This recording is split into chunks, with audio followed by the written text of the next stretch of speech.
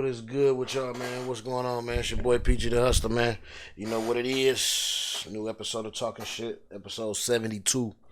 I hope everybody had a good week out there, man. There's been a lot of shit going on. A lot of weird shit, man. A lot of cool ass movies, man. I just got done watching that. They clone Tyrone.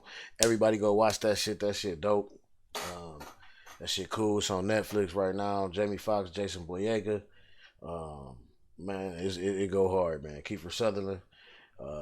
It's pretty dope. Anyway, man, y'all ain't come here for no fucking movie reviews, man. Y'all came here to hear me talk some shit.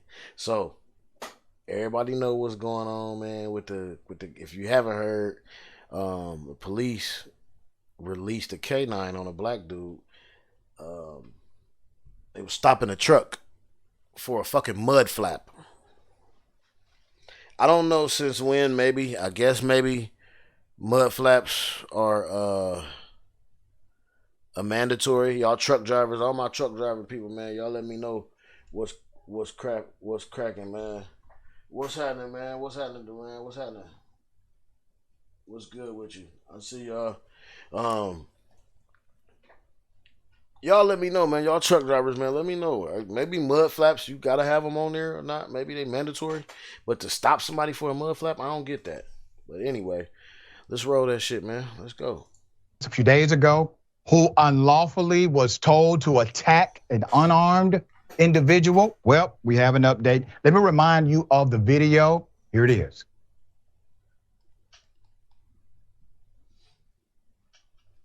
Come to me.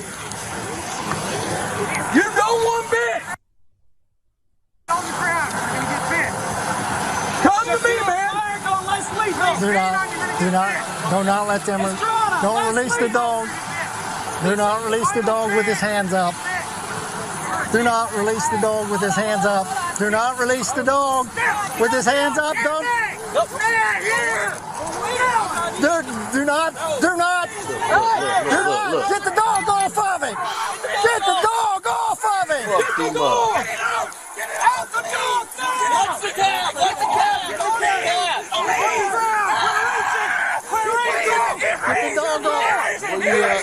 You all that man screaming, man.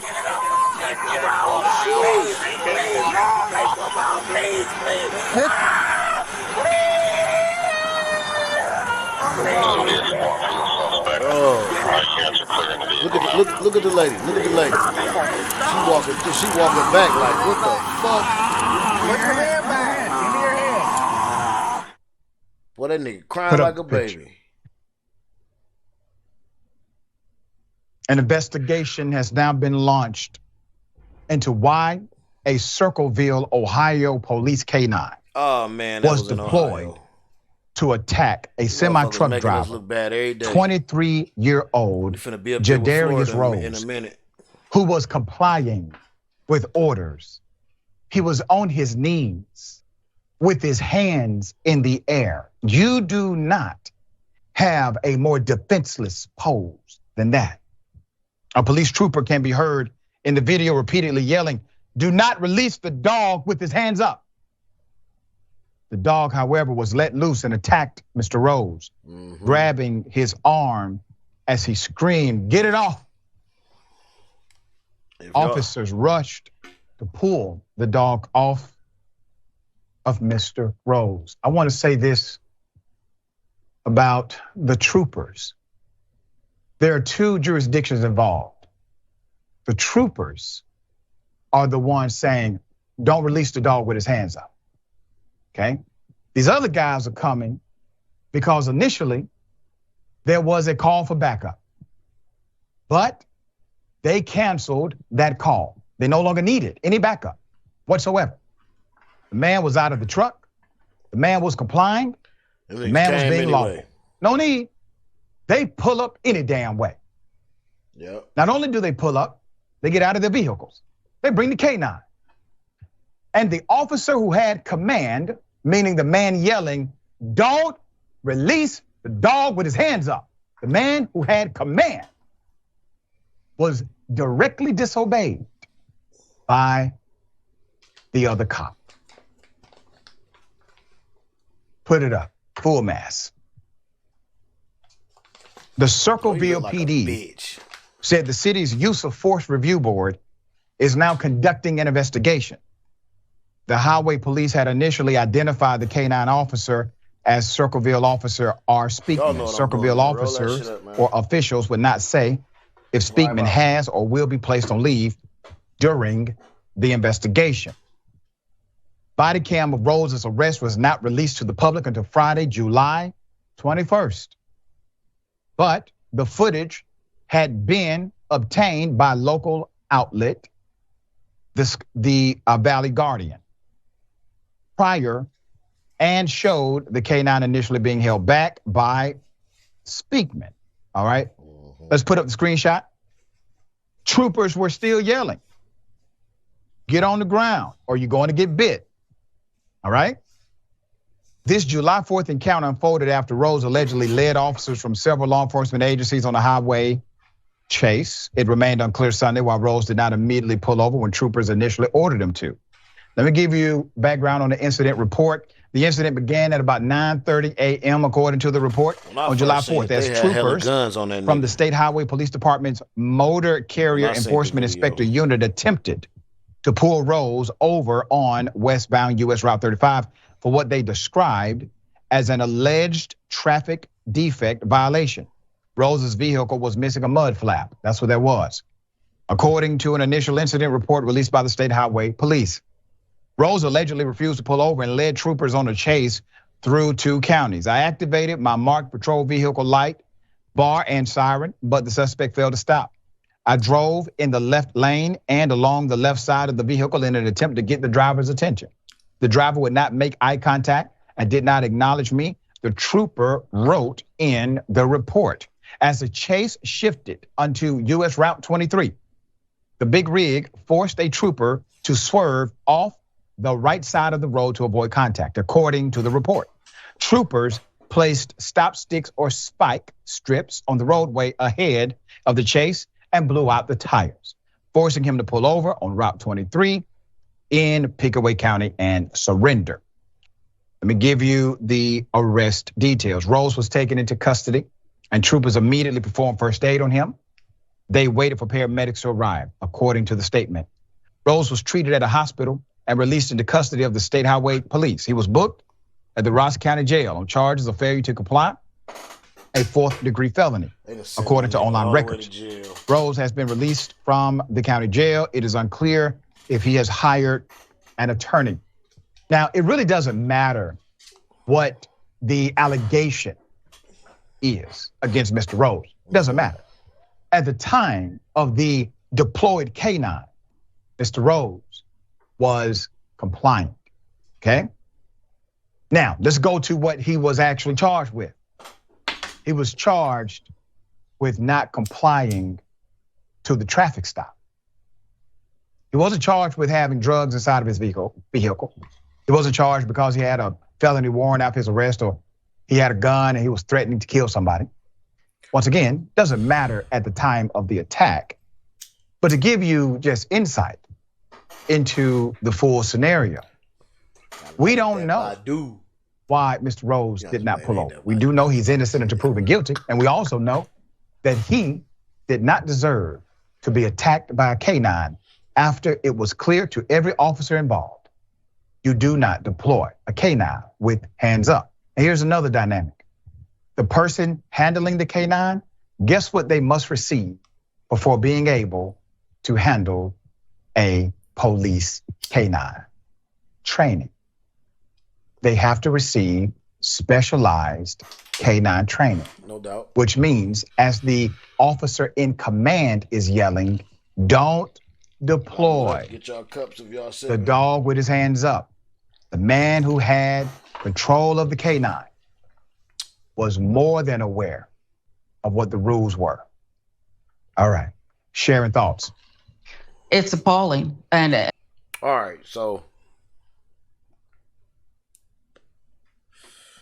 y'all let me know, man. Drop that shit in the comments, man. What y'all think about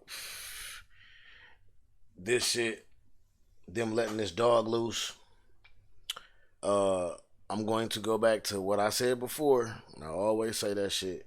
I think they play some kind of game without going too deep, I think they say they play some kind of fucking game where they see who can get away with brutalizing or, you know, fucking over black folks, minorities, not just black people, Latinos, Asians, anybody who is a minority. I believe that they have like bounties or they play fucking games with this shit. And I think this shit was just part of a game. He clearly told that nigga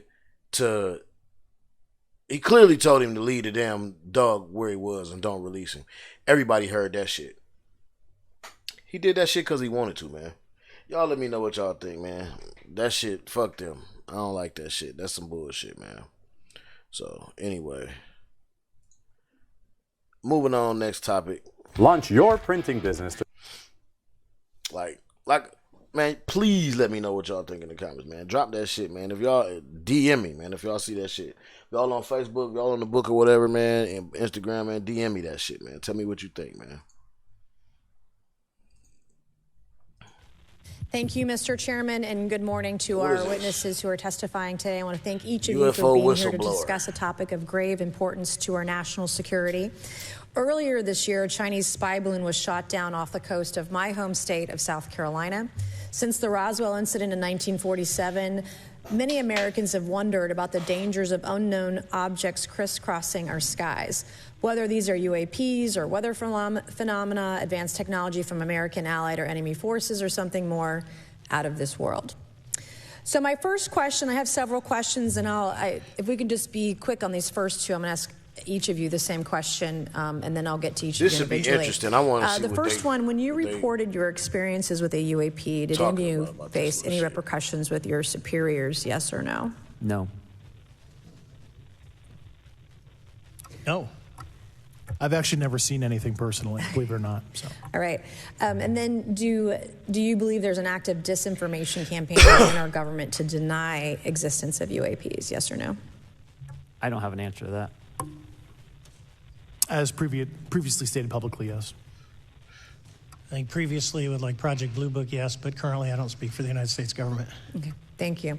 I have a few questions for Mr. Graves. What percentage of UAP sightings, in your belief, go unreported by our pilots? This is an approximation based off of my personal experience speaking with a number of pilots, but I would estimate we're somewhere near 5% reporting, perhaps. So like 95% basically don't report seeing UAPs? That's just my personal estimate. In the incident off Virginia Beach, do you believe the Navy took the danger to your aircraft seriously after it was reported? Absolutely. A few questions for Mr. Favor. As an expert naval aviator, have you ever seen an object that looked and moved like the Tic Tac UAP? No. Did the Tic Tac UAP move in such a way that defied the laws of physics? The way we understand them, yes. Many dismiss UAP reports as classified weapons testing by our own government, but in your experience as a pilot, does our government typically test advanced weapon systems right next to multi-million-dollar jets without informing our pilots? No, we have test ranges for that. It took over 15 years for your encounter with the Tic Tac to be declassified. Do you feel there was a good reason to prevent lawmakers from having access to this footage? No, I just think it was ignored when it happened. Talking shit about y'all, I'm just saying. Somewhere in a file. Never got reported. In between a lot of shit. It happens a lot up here. Shocker. Mr. Gresh, a couple of questions for you too, sir, this morning. What percentage of UAPs do you feel are adequately investigated by the U.S. government? Of the 5% that are reported. I can only speak for my personal leadership over at NGA. I tried to look at every report that came through that I could triage, so. Do you believe that officials at the highest levels of our national security apparatus have unlawfully withheld information from Congress and subverted our oversight authority? There are certain elected leaders that had more information that I'm not sure what they've shared with certain Gang of Eight members or et cetera, but certainly I would not be surprised. Okay. You've stated that the government is in possession of potentially non-human spacecraft. Based on your experience and extensive conversations with experts, do you believe our government has made contact with intelligent extraterrestrials? Something I can't discuss in public setting. Okay, I can't ask when you think this occurred. If you believe we have crashed craft, stated earlier, do we have the bodies of the pilots who piloted this craft? As I've stated publicly already in my News Nation interview, biologics came with some of these recoveries. Yeah. Were they, I guess, human or non-human biologics? Non-human, and that was the assessment of people with direct knowledge on the program I talked to that are currently still on the program. And was this documentary evidence, this video, photos, eyewitness? Like, how would that be determined? The specific documentation I would have to talk to you in a skiff about. Gotcha. Yeah. Okay. So, and you may or may not be able to answer my last question, and maybe we get into a skiff at the next hearing that we have. Y'all listening to this shit? Government either, what agency, sub-agency, what contractors, who should be called into the next hearing about UAPs, either in a public setting or even in a private setting? And you probably can't name names, but what agencies or organizations, contractors, et cetera, do we need to call in to get these questions answered, whether it's about funding, what programs are happening, and what's out there? I can give you a specific cooperative and hostile witness list of specific individuals that were in those. And how soon can we get that list? I'm happy to provide that to you after the hearing. Super. Thank you. And I yield back. Wow. Wow. Sadie did, and now she has my plan. Y'all ain't listening to that shit. Y'all ain't listening to that shit right there. So, I mean, where do I go from here, man? Honestly,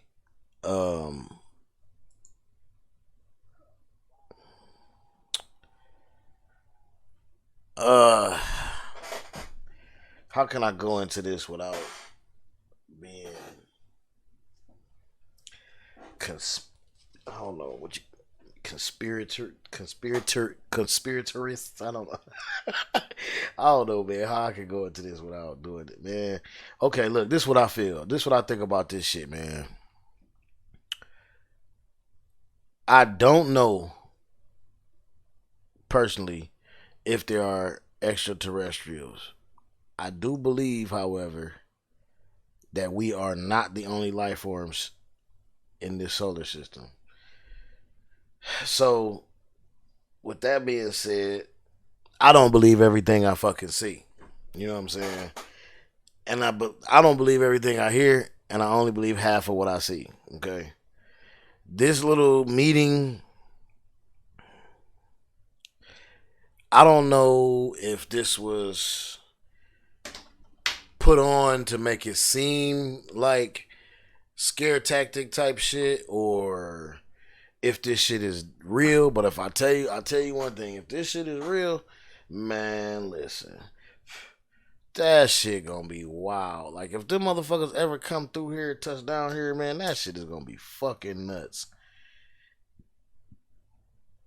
And everybody who was saying all this time that they was out there gonna be looking crazy, and it's just gonna be, I don't know, it's gonna be funny, man. It's gonna be real weird. I think it's gonna be real weird. It's gonna get real weird if they do drop down, man. Y'all gotta let me know what y'all think about that shit. Like, this is something I think we need to have a whole show on, man. Like, I really enjoy this topic. It's something that I can go in depths about, in deep. I think we really need to have a full show about that, man. Y'all let me know if y'all want to sit down and have a round table, man. All my folks, man, let me know. Reach out. Let me know if y'all want to sit down and do some different shit, man.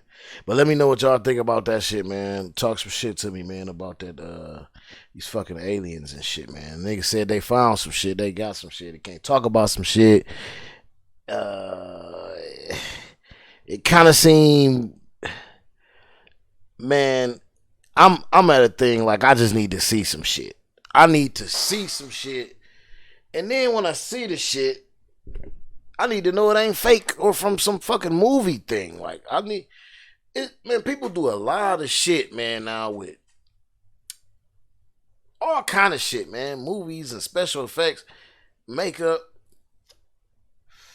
I don't know. It's gonna really be hard to believe unless we see them motherfuckers come down and talk to us, man, on some real shit, or try to, or whatever. I don't know. I don't know. Anyway, moving on. Well, the family chef was found dead. The Obamas were not there at the time. We're learning more about what happened. DeMarco Morgan has the details. Good morning, DeMarco. Good morning, guys. Talk about a tragedy here. The husband and father of two went missing about 100 feet offshore Sunday evening. His body wouldn't be recovered until the following day. The Obamas saying they now join the victim's family and those who knew him in grieving the loss of Tafari Campbell. African-American male on a paddleboard, no life preserver. This morning, tragedy unfolding near the Obama family's Martha's Vineyard estate. Police recovering the body of 45-year-old Tafari Campbell, a beloved personal chef and friend of the former president and first lady. The call for help came in Sunday evening for the missing paddleboarder, who witnesses tell police was last seen wearing all black before they eventually lost eye contact with him. A 40-year-old male, possible drowning. Campbell's paddleboard and hat would surface, but no sign of Campbell. Then, the unimaginable. The husband and father of two found dead 100 feet from shore at a depth of about 8 feet in the Edgartown Great Pond. Police say divers found his body by deploying a side-scan sonar from a boat. Campbell first worked as a sous chef for the Obamas at the White House. Gotta keep it under lock and key. Seen here brewing beer in this White House video. What you do is you take the beer bottle. Now authorities investigating the drowning. Campbell was on the vineyard visiting. The Obamas were not there at the time of the incident. Mr. and Mrs. Obama releasing a statement calling him a warm, fun, extraordinary, kind person who made all of our lives a little brighter, adding he was a talented sous chef at the White House. He's been part of our lives ever since, and our hearts are broken that he's gone. Campbell is survived by his wife and their twin boys. The couple's Instagram posts over the years showing their close relationship and tight-knit family. And state and local police are investigating the incident. And guys, if you go to his Instagram page, it was full of life and personality. This is a loss right here. Yes. Rest in peace, man. We're thinking of his wife and his twin boys right now. All right, DeMarco. Rest in peace, man. That shit is crazy, yo. Kind of seemed like, I don't know, man. Like I said, I hate to be a conspiracist, man. But y'all do remember like a couple, if y'all follow my episodes, if not, go back. A couple episodes ago, they found somebody driving around their house, and this motherfucker was armed to the teeth. He had grenades, he had explosives. This motherfucker had handguns, assault rifles. I think he had a sniper rifle in that bitch. I mean, we really, like, y'all motherfuckers, I can't even use the W word, but y'all motherfuckers need to open your eyes up, man, to what's really going on out here, and that how these motherfuckers really got some shit going on, and it's some undercover type shit, and we not even paying attention. Motherfuckers not paying attention. Some of us are, but a lot of motherfuckers ain't paying attention, man. And I think that shit is wild. Because it's right there in front of our fucking noses, man. And like I said, I hate to be a conspiracist and shit, but I think it's something bigger at stake. I mean, paddleboarding, like you drown in 8 feet. He went paddleboarding. Now we know black people don't usually swim, but I don't get it that he drowned in 8 feet of water and he didn't have a life preserver on and he was on a paddle boat by himself.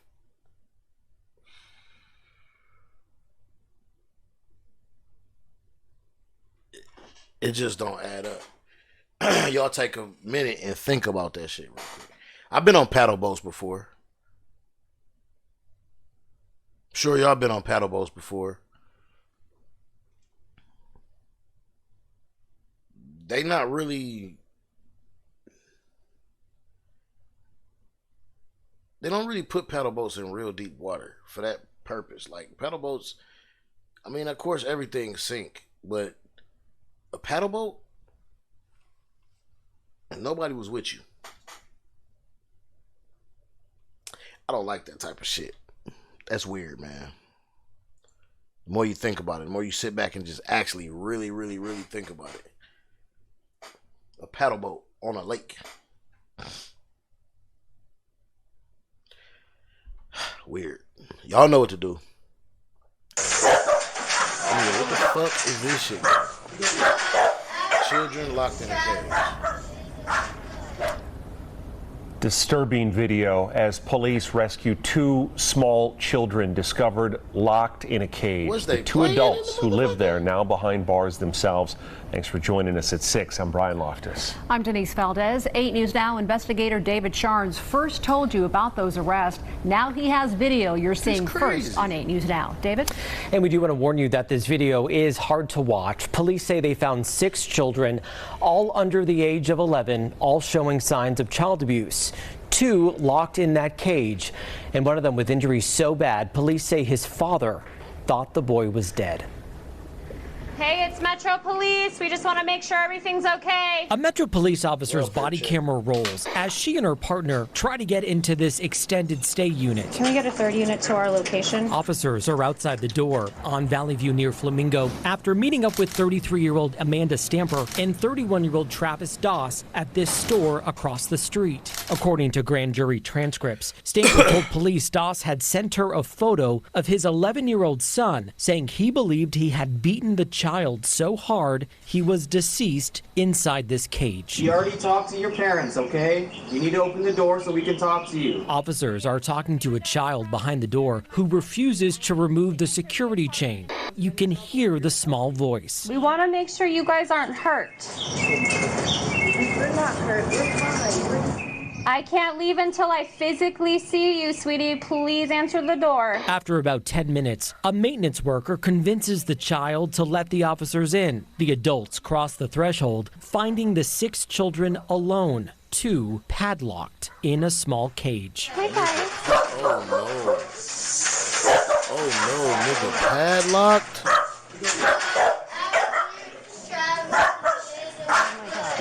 Is that a dog in there with them?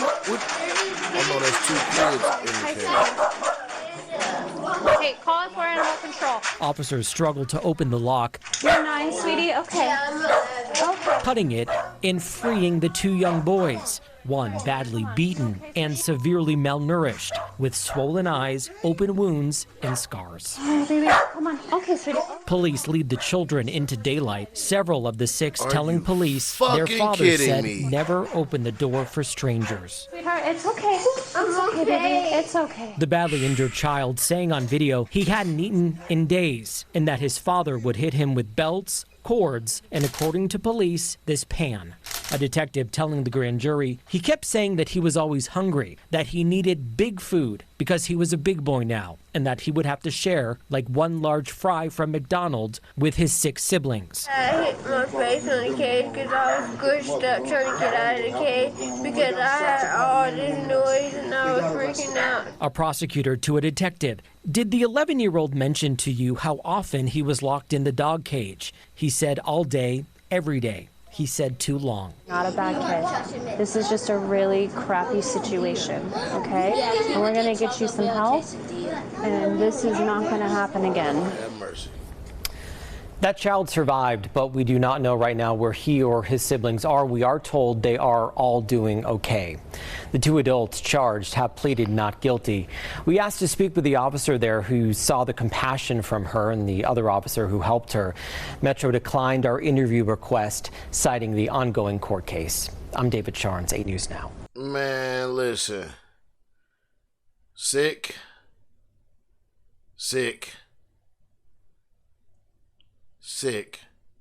Fucking sick.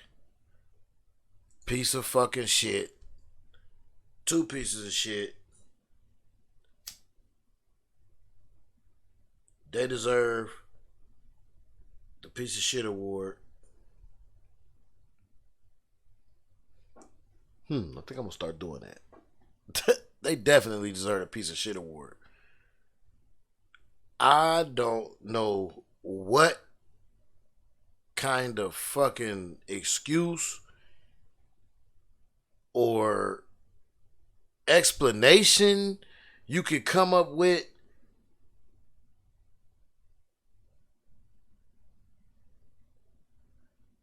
I'm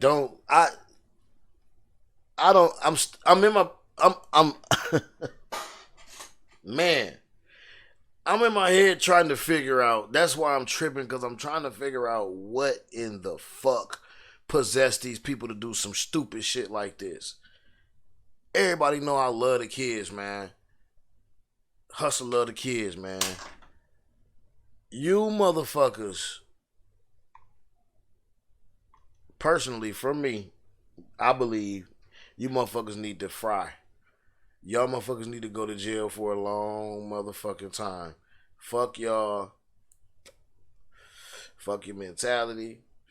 Fuck your mama mentality. Fuck your daddy mentality. Fuck everything about you for you to do this shit to them fucking kids. You splitting a large motherfucking raggedy ass McDonald's fry between 6 kids, niggas? You fucking crazy? And bitch, what the fuck is wrong with you?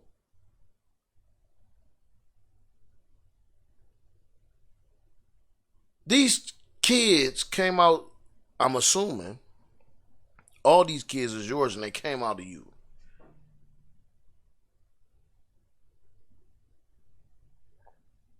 What the fuck is wrong with you? Y'all about as stupid as this bitch that's up on the motherfucking screen right here.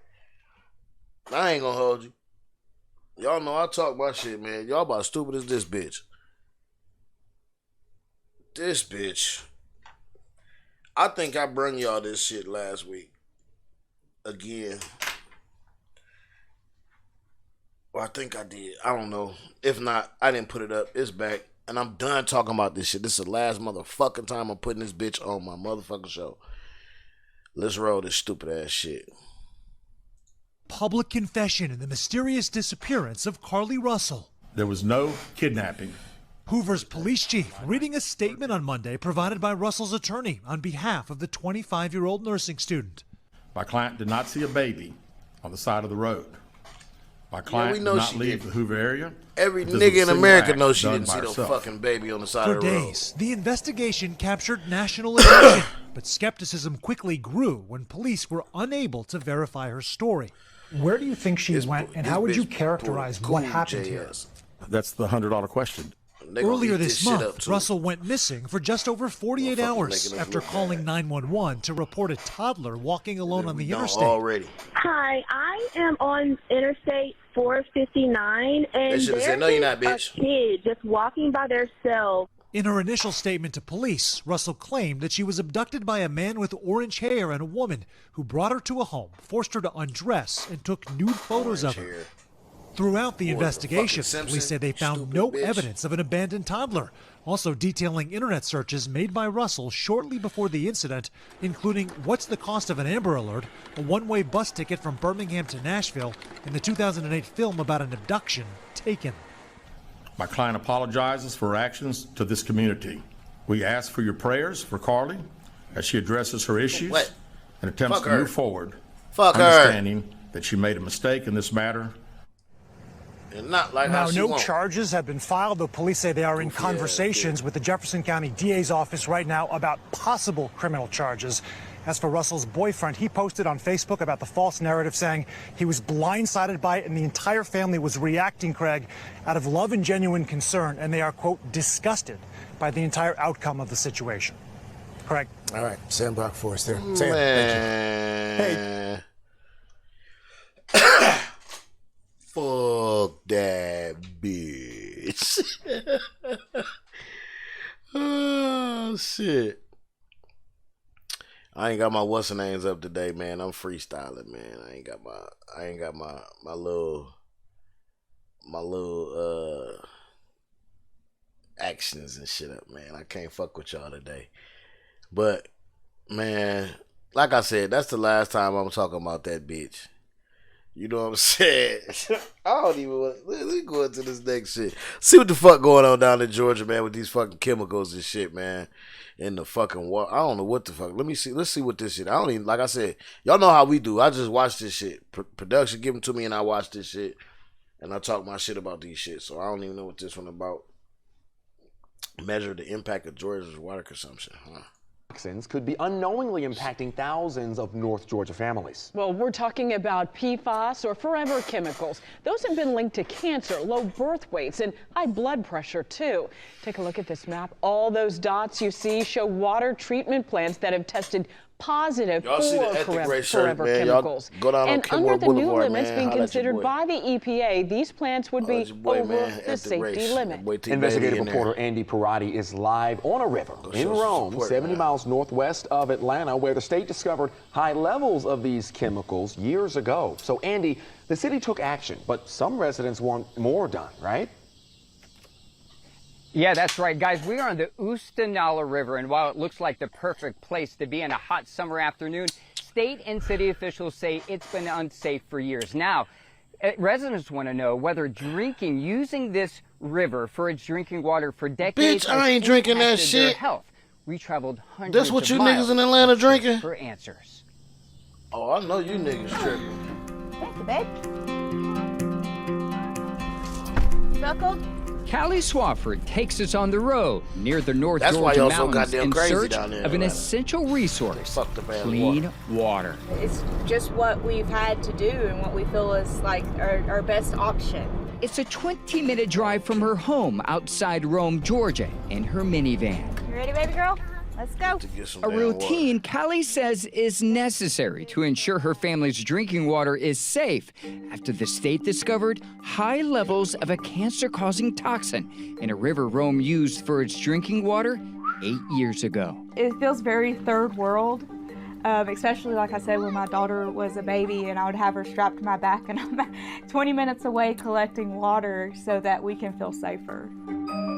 To respond to the contamination, the city shut down its primary water intake facility in 2016, using another river for its water.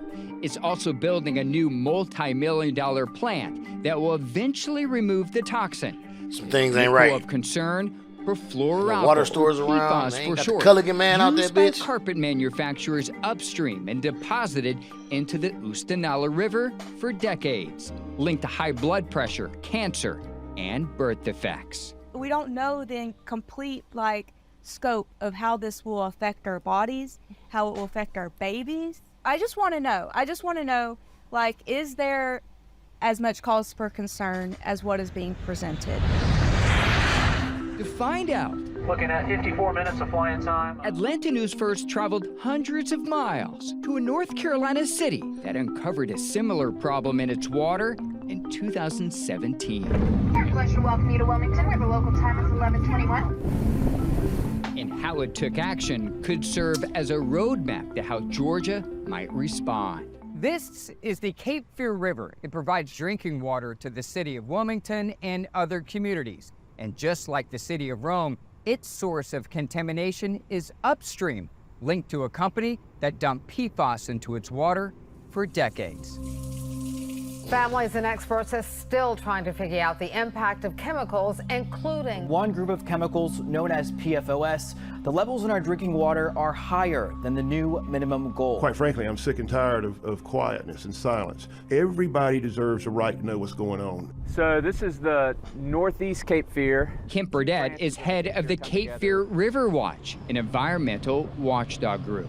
Over 500,000 people were all impacted. They all found out on the same day that their drinking water supply was contaminated. It was contaminated by a toxic, dangerous compound, and that there was nothing we could do about it. To measure the impact, Burdett and hundreds of Wilmington area residents took part in a study conducted by North Carolina State University to test their blood for the toxin. The results, that fat boy rag, man. detected Summertime, y'all better PFAS get in that. almost everyone who participated, no matter where they live. Burdett's blood among the most contaminated in the entire study. Certainly shocking and certainly kind of terrifying. Sanjay Bedish is Kim's doctor. which is and alarming. that motherfucking Atlanta heat, that dirty ass water. He is at much higher risk that face like that, boy. of certain medical conditions. So we worry about hypertension, we worry about kidney cancer, renal cancer, testicular cancer. Dr. Biddish's blood results also revealed high levels of PFAS. While concerned, he says the results arm him and his patients with important information on how to respond, including increased medical screenings to catch potential illnesses early. Without that information, without the blood testing and urine testing to see what individuals' levels are, you're just sort of driving blind. Kim's results hit close to home. His father died from kidney cancer last year, a disease directly linked to the toxin. Damn! Both drank Wilmington's water laced with PFAS for years. Do you feel like you have this ticking time bomb in your body and you don't know whether it's going to go off or not? Yeah, that is a very good description, a ticking time bomb. So every time I get a weird sensation, every time I don't feel great, and always in the back of my mind I'm going, well, you know, maybe that's kidney cancer or maybe that's testicular cancer. Back in Rome, Georgia, Callie wants a similar study conducted here. She believes she and her neighbor's blood are already contaminated, but she won't be getting help from this state. The Georgia Department of Public Health telling us it does not have plans at this time to conduct testing in affected areas. This is like one of our favorite spots, isn't it? Residents looking for answers to learn how years of ingesting contaminated water may have impacted them and future generations. I think that calls for a health emergency, 100%. Yeah, I agree. Back here live on the Oostenaula River in Rome, Georgia, and while the CDC says that most of us have some levels of PFAS in our blood, researchers still recommend getting your blood tested if you know you've been exposed to high levels of PFAS, just like Rome residents, Georgians have. And that includes the head of the Environmental Sciences Department at the University of Georgia. Live on the Oostenaula River, Andy Parati, Atlanta News First. I'm sure there are a lot of people right now that have a lot to think about because of that reporting. Andy, thank you. Hey, man, look, check this out. Launch your printing business during Racoma's independent. For years. Do you ever feel like you're living a life? For years.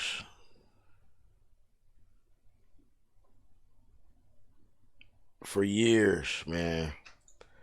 Me and my family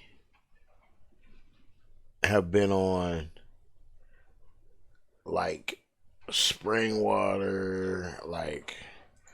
We don't drink no faucet water, no regular water. So, this kind of thing, I don't know all the way. My California folks gonna have to chime in, man. My nigga Kev, man. Stizzle, chime in, man. Tap in. The water was fucked up in Cali for a minute, or something was wrong. All I know is when I got to Cali, they was just saying, we don't fuck with no faucet water, none of that shit, no drinking water. We get reverse osmosis, or we go to the water stores. There's water stores everywhere. That's what's puzzling me about this whole situation with her and this thing going on, because I'm wondering, like, I get it. And this is what I be saying about media, man. I think they do some shit to make stories, or to develop stories, or to make story, put 20 on 10. You know what I'm saying? Because I don't care where you at in America. There's a water store somewhere. There's a Culligan somewhere. If even not that, there's a fucking Walmart somewhere. You can't tell me that lady ain't got a Walmart somewhere where she can go and get either bottled water or go get them same jugs that she filling up. If she spend a couple dollars, go get them jugs, she'll have fresh, clean drinking water. The machine costs $100. That's 4-5 trips of gas for her that she could, you know what I'm saying? That shit costs $100. Get that shit, put that shit up in your crib, and you got clean drinking water by a case. Refill them bottles. Them bottles get old and crunchy. Throw them motherfuckers away, buy some new ones. Or recycle, you know what I'm saying? And buy some new ones.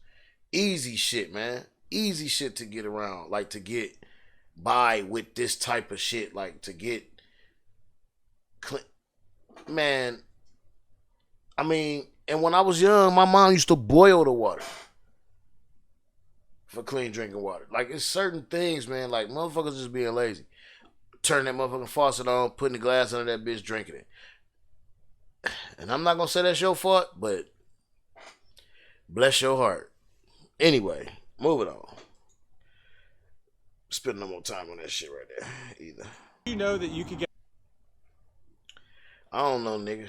You trying to sell something to me?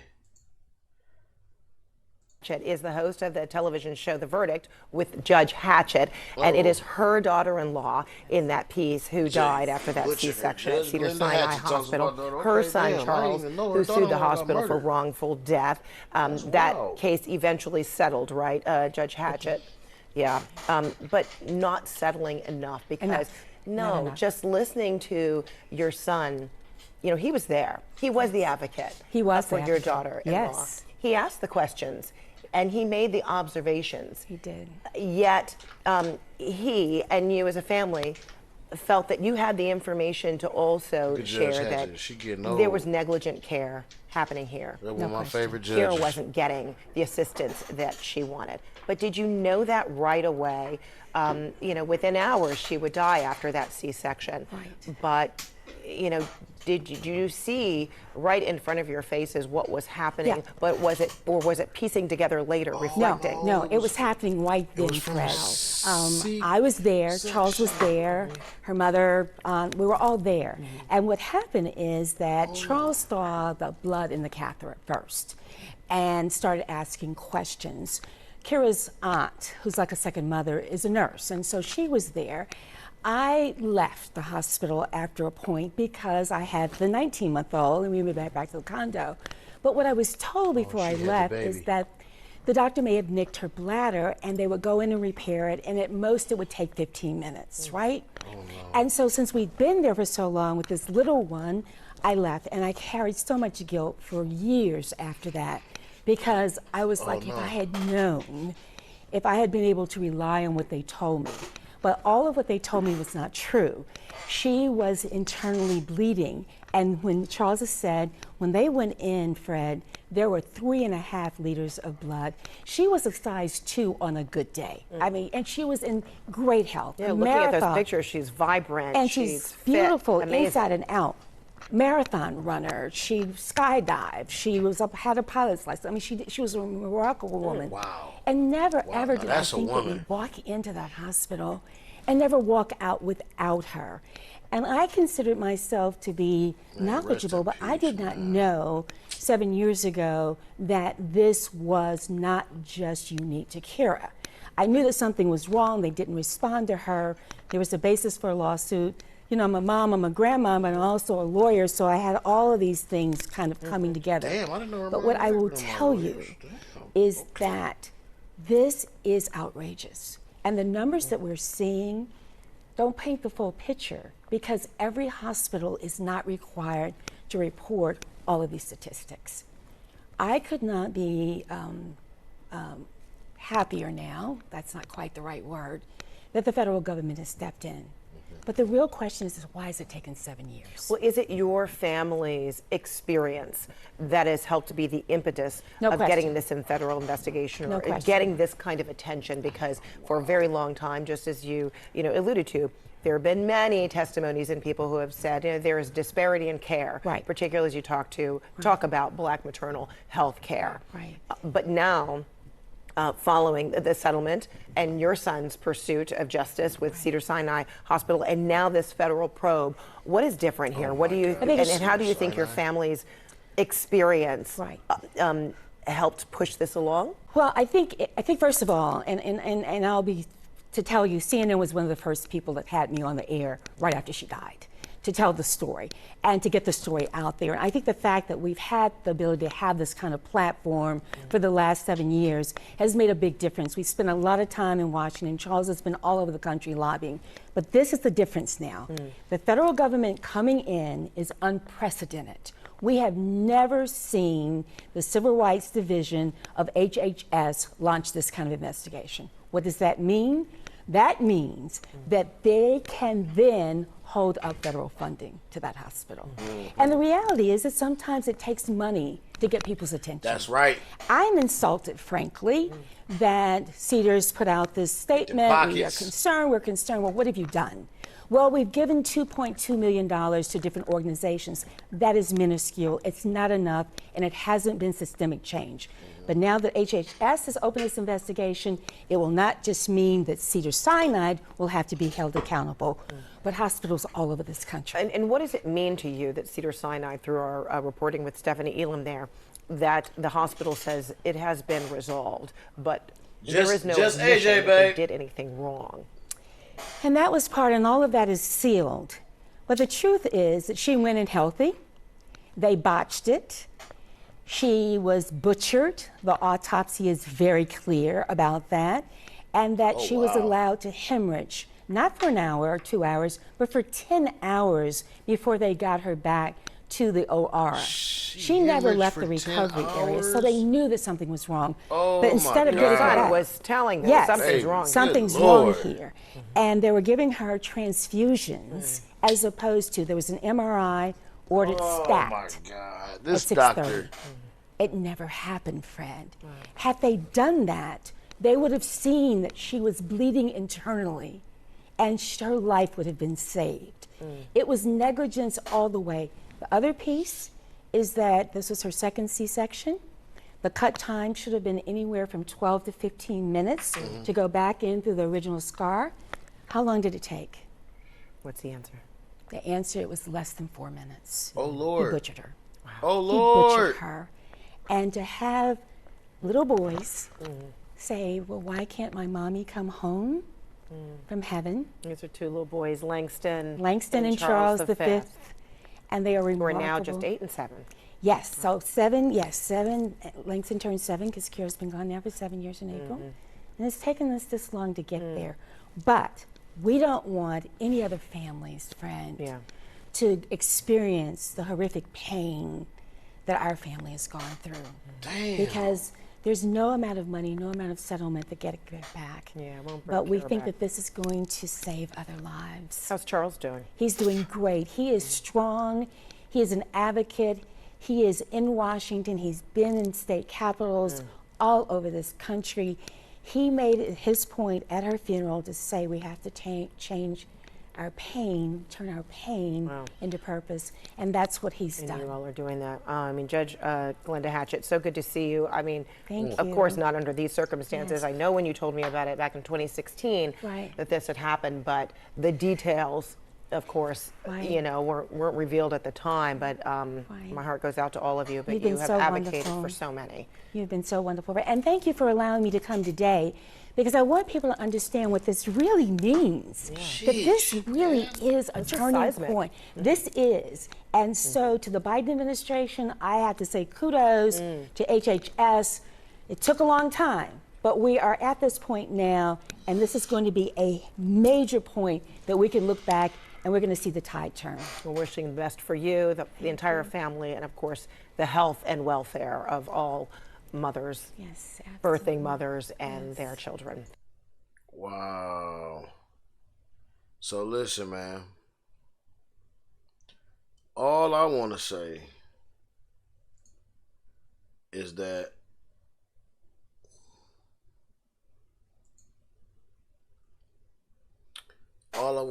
man,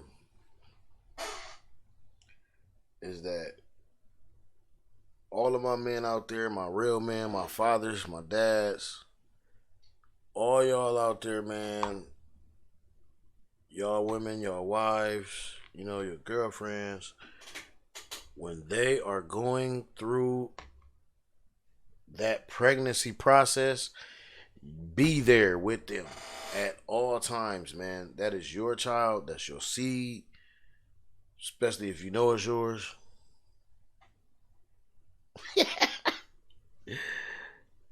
That's another show. But anyway, be there for her. Be there for that child. Make sure that both of them come out. Because, I mean, based on statistics, us as a people, like I said, this goes back to that other shit at the top of the show, man. Every time, and not to skip around, man, but that's just how it works. Anyway, let me finish this. Protect your girls, protect your queens, protect, you know, your seeds, your children. Protect them. You know what I'm saying? This shit is unfortunate that, you know, it's unfortunate, but I'm glad that, you know, her son is doing what it takes. Charles is coming out and lobbying for this because these doctors not giving a fuck about us, y'all. Like, they really not, man. When shit don't seem right, it ain't right. Go with your first mind, go with your gut. When them motherfuckers trying to get you on shit, get you on pills and medicine and want to do this and do that, man, don't do it. Press the issue. If you know you don't need that shit, don't do it. If something happens like this, if you see shit during a procedure and you watching the doctor and you watching your spouse give birth and something ain't right, nigga, press the fucking issue. Like, for real. Like, I don't give a fuck. Let them niggas know if anything happen, I'm on y'all motherfucking ass. Press that issue and I bet you they get right or do what they supposed to do. When you know, you cannot stand back passive on this shit, man. You gotta step up and you gotta press the issue on some of this shit, man. Because these motherfuckers, like I said, going back to the top of the show, now I can reach, now I can touch that, now I can go back there. You know what I'm saying? I done finished that. So going back to the top of the show, I feel like it's a fucking silent war on us, bro. On black people, on our kind, man. This is a prominent judge, a prominent family, and they lose a daughter-in-law. She had a pilot license. Like, she was like the shit. Like first lady type shit. She was doing her fucking thing. And she's no longer here because of some stupid ass motherfucking doctor, bro. Press the fucking issue, man. Please, don't let these motherfuckers do that shit to you. There's a fucking war on us, man. I don't give a fuck. Y'all can say I'm a conspiracy. At this point, I don't give a fuck, really. Y'all can say I'm a conspiracy, man. Look at all this shit going on. They killing us. They getting off. They don't really give a fuck. You know what I'm saying? Like, the shit ain't never changed. It's just really getting worse. You know what I'm saying? These white motherfuckers acting like they was gonna overthrow the goddamn White House and the government. Nigga, they think they can do anything. Any motherfucker with a mentality like that is dangerous. Not necessarily dangerous, but you need to watch them. Because they definitely can be stopped. They not that dangerous. They not as fucking dangerous as they think. But you got to keep your motherfucking head on the swivel. All of us do. We got to stay motherfucking grounded. We got to stay motherfucking assertive on that shit. And we got to stay cognizant of what the fuck is going on when it's going on around us, man. And I'm for real about that shit. Like, I stand on that shit. Like, really, for real. Anyway, man, y'all drop that shit in the comments about how y'all feel about that shit. If y'all feel that, because to me, I think when any black person is attacked wrong or handled unprofessionally or handled mishappily, like the last story, like Judge Hatch's daughter-in-law, like the nigga that they just released the dog on that nigga, George Floyd. I could just name anybody. Any nigga, pick anybody, nigga. Thousands of names out there, nigga. Pick anybody, nigga. When we done like that, bro, when we are being done like that, it's something different going on, man. And you motherfuckers is sitting up here worrying about what the next nigga think about y'all. And that's not who you need to be worried about. Because while you think about what the next nigga thinking about you, these motherfuckers is taking out and devising a plan and motherfucking trying to take your ass out. Period. And y'all can laugh at me. But until you get put in that situation, I've been in situations where I had to handle correctly because I was like, wow, like this is weird. Until you get put in that fucking situation, you ain't gonna understand what the fuck I'm talking about. Anyway, man, move on. Cause y'all niggas ain't ready for that conversation, man. That's why I do a talking shit show, cause y'all ain't ready for a deep conversation. Cause you motherfuckers is too sensitive and too opinionated. You know what I'm saying? Instead of just realizing the facts. So it is what it is. Like I said, man, moving on, man. Let's see what the fuck going on. Sonny hosting Flames, Jay Aldean. I don't know who the fuck. Television is removing country singer Jason Aldean's song, Try That in a Small Town, from its rotation amidst growing backlash. The song, which contains violent news footage and provocative lyrics, sparked controversy and accusations of promoting violence. Jason Aldean, many celebrities and musicians are calling him out. The View's Sonny Hostin explains why Aldean's video choices were intentional. Him the benefit of the doubt, and I'm pleased that you are, and I'm pleased that you are. You do agree that he should be allowed to say whatever he wants? Because as a lawyer, when I put my legal hat on, I don't believe in censorship. Right. However, this man is from Macon, Georgia. My father's from Augusta, Georgia, and Macon, Georgia. I spent many summers there. Yeah, both. I spent many summers there. It is one of the most racist places in this country. So don't tell me that he knew nothing about what that imagery meant and what he. So I don't give him the benefit. But I'm saying, along with him, more people should also be held accountable. The other thing is that what was evoked for me, which was, you know, you're not going to get out of this town, are those sundown don't let the sun areas go down on your ass. Because there were times when black people, my mother's in the audience today, thank you for coming. I'm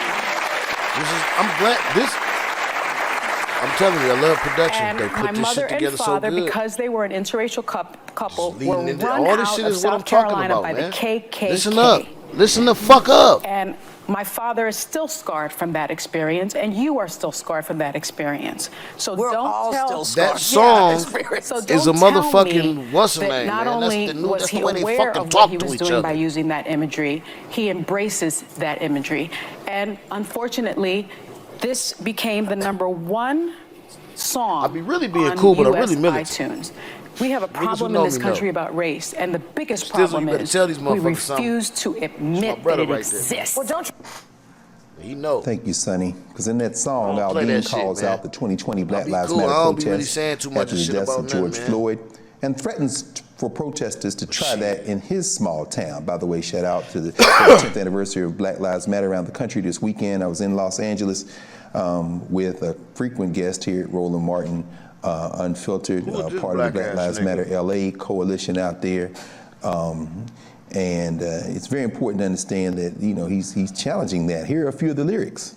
Let's look at his lyrics. Quote, sucker punch somebody on a sidewalk, carjack an old lady at a red light, pull a gun on the owner of a liquor store. Y'all think it's cool? Well, act like a fool if you like. Cuss out a cop, spit in his face, stomp on the flag and light it up. Yeah, you think you're tough? Well, try that in a small town. See how far you make it down the road. The music video for Try That in a Small Town was filmed in front of the Maury County Courthouse, where the 1946 Columbia race riot began. It's not too far from Nashville, actually. And about 20 black boys and men were lynched, further drawing criticism and raising concerns about the message. Pulling the song from CMT's rotation comes after widespread criticism from online users and advocacy groups. Aldean defended the song, saying that the references made are, quote, not only meritless but dangerous. He posted this take on Twitter.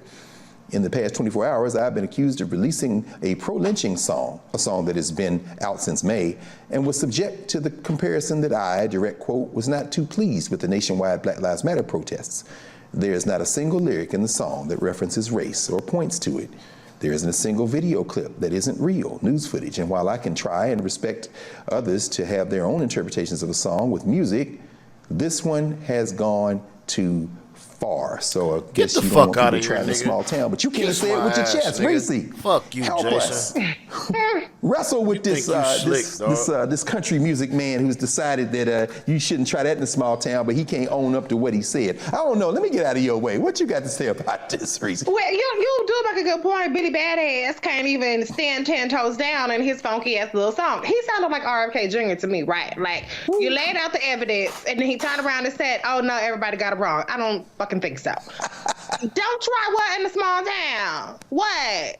What do y'all have going on that's so great? Let's talk about poverty. Let's talk about y'all missing teeth. There's nothing wrong with that. I'm not trying to shame people for missing teeth, getting their legs amputated because they ain't got no hospitals because they keep voting Republican who's shutting down all the rural hospitals. Let's talk about a lot of stuff. Y'all got violence. Y'all got poverty.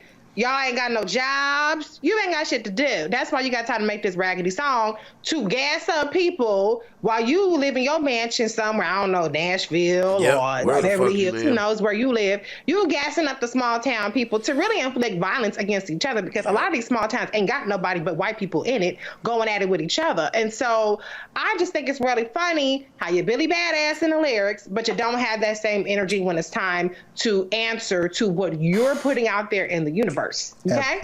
Absolutely. The small towns ain't all that great, and ain't nobody trying to try it in your small town because ain't nobody trying to move.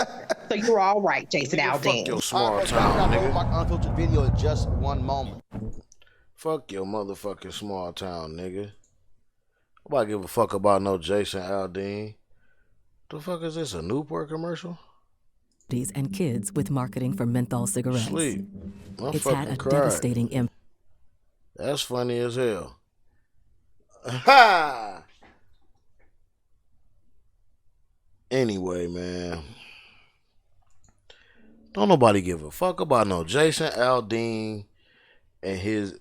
Anyway, before I go off and get triggered and shit, I probably need to have my shit up, boy. This is a show. I need to have my shit up. Anyway. Y'all need to pay attention. I'm about to go listen to the song. I'm going to give it one fucking spin, and that's it. I'm going to give it one spin because I want to listen to it and dissect it. And you know what? I should do that with y'all. But I don't want to get him a pub like that. Man, fuck that. I'm going to do that on my own. Anyway, fuck that. Yeah, nah, fuck that. But anyway, don't nobody give a fuck about no Jason Aldean and his shit. That shit was a fucking subliminal fucking song to all these white folks. Like she said, to inflict violence. That shit was corny as hell. And I'm glad they pulled that shit. That's what you get for trying to make a fucking racist ass motherfucking song, nigga. You thought you was gonna rally the fucking troops, you bitch ass nigga. Fuck you. Anyway, let's see what they doing to Big Ma. See what they sitting up here at. I think I seen the rest of this one. Or the last part of this shit. You know, 90 plus year old black woman. Let's run. Remember the, 90 plus year old black woman that they've been trying to kick out of her home, a big developer? Well, celebrities have united. Put up a picture full mask. I love it when a plan comes together. In an update, a group of black celebrities and others have come to the aid of 93-year-old Josephine Wright, who is trying to fight off developers she says are threatening her land in Hilton Head, South Carolina. NBA star Kyrie Irving donated $40,000 to the GoFundMe. This GoFundMe was created to raise money for her legal fees.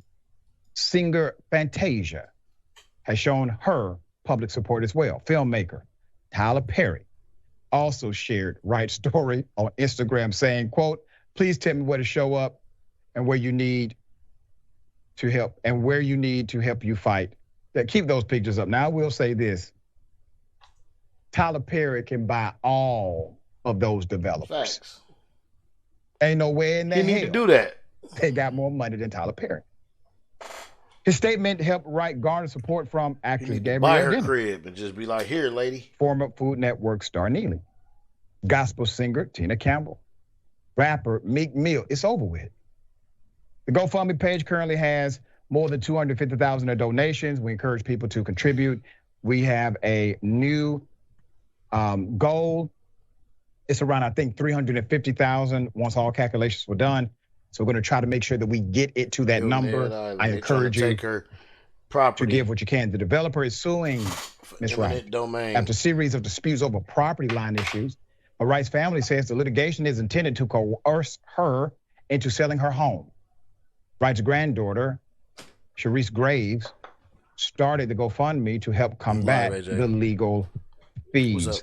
Very thankful for all of the people, including celebrities, who decided to get involved. But they got involved after you got involved, after everyday people got involved, after the voice was amplified beyond the local market of Hilton Head to the national press, national media. This is affecting change, yes. Should this happen? Of course not. Should there be a policy protecting a 93-year-old woman in her home from rich developers who simply want to make more money? Yes. I think so. It is a policy fix. It should be. I think so. But when there is no policy to fix it, there must be a person. I'm thankful because for she can everybody's pass that continued on. support. I seen her in the middle. That's funny. Sharing thoughts here. I seen she's her beautiful. I'd love her to be I my think grandma. that, She's like, all of our grandmas, and like they need to go ahead and do that shit. Tyler Perry know his punk ass need to go ahead and drop some bread on her shit and buy that shit for that old lady, cause like that shit wrong as fuck. Cause she could see they prey on the elderly, man, cause they think they ain't got nobody to give this stuff to her to pass down, when that could be further from the truth. Like, we have plenty of relatives and ancestors. I guarantee she got ancestors that she could pass that property down to, and it would be black owned. It's already black owned. It's her property. These motherfuckers will try any fucking thing, man, to get your shit, man. Or to knock us out, man. Like I'm saying, man. Y'all, man, listen. Every time I see and hear shit like this, y'all remember, where is this? What? Let me try to work some magic. This is the fucking scene that I see all the time.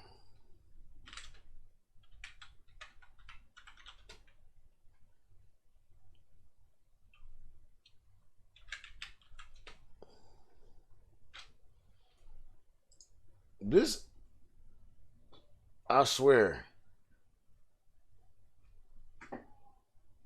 they ain't gonna show the right one.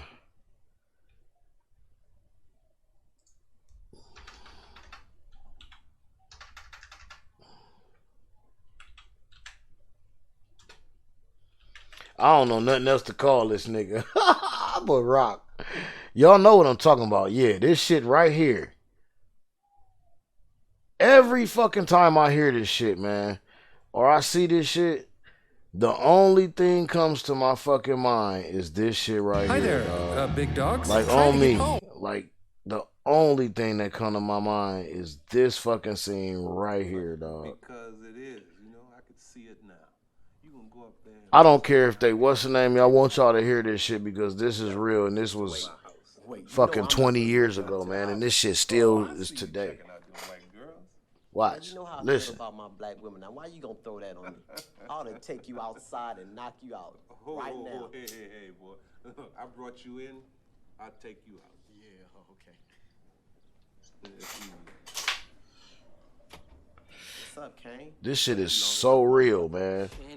It's exactly how I feel, man. I'm gonna leave y'all with this tonight, man. I thank y'all for coming through, for sliding through, man. Like I said, man, I love y'all. Love somebody. You know what I'm saying? What y'all talking about? Not much, just chatting.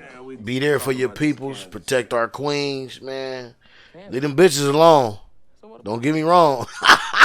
Leave them hoes and them bitches alone, nigga. They lost. They gone. But protect our queens, my nigga. Protect our queens. We need them. You know what I'm saying? You know who the queens is. Like your cousin, maybe? Protect them. We need them. Yes, sir. Well, Sharif tells me him and Stacy have been trying to get you to leave. So y'all already know this is one of my favorite movies, man. I'm not even getting monetized at this point. Like, I really don't care. I don't like, know about no Kansas.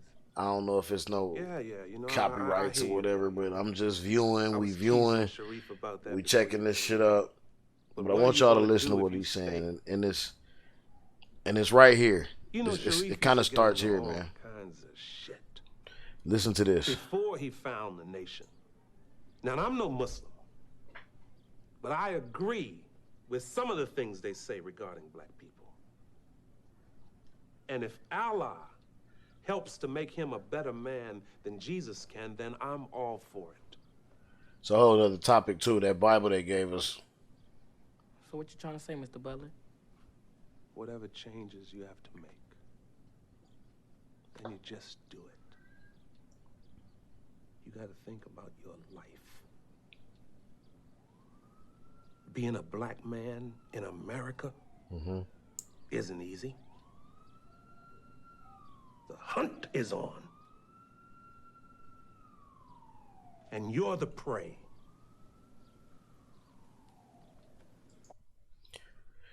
Very, very, very profound, bro. 20-something, probably 30 fucking years old. This movie was in the 90s. It's gotta be damn.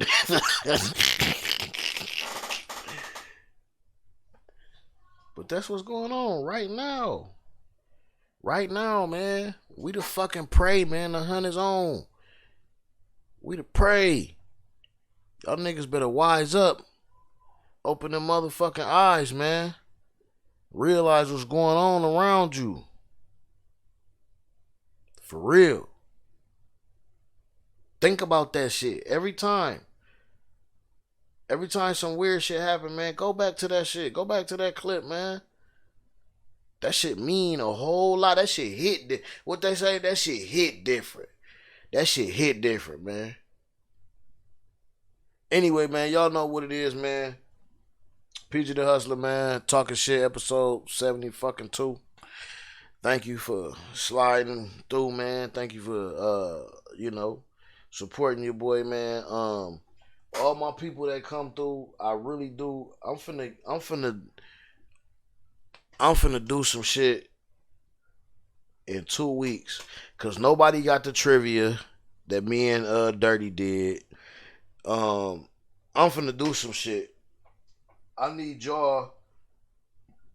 I need Stephen Cotton and I need Duran Blakely to go ahead and hit my YouTube, hit my inbox, email me y'all's address or whatever. I can send y'all some shit, man. I'm about to send y'all some merch. We finna get this shit cracking, man. We getting ready to elevate this show, man. I'm in some works with a couple people about using the studio. I want to get back to having all of my people together. I miss all of my folks, but I gotta keep the show rolling. Everybody's doing different things, so what I might do is come on and have people co-host with me, and we sit around and we kick the shit, we talk the shit, like we talk shit in our own way. So I'm getting ready, of course. It's our show, so I'm getting ready to change some shit up again. We do have a couple people that's out of state, but my people that are in the same state with me, I want to get us all together and do something, and get this shit back on the road, man. I'm kind of missing the days of old when we first started, and I got to get back to that. I think the viewers deserve that.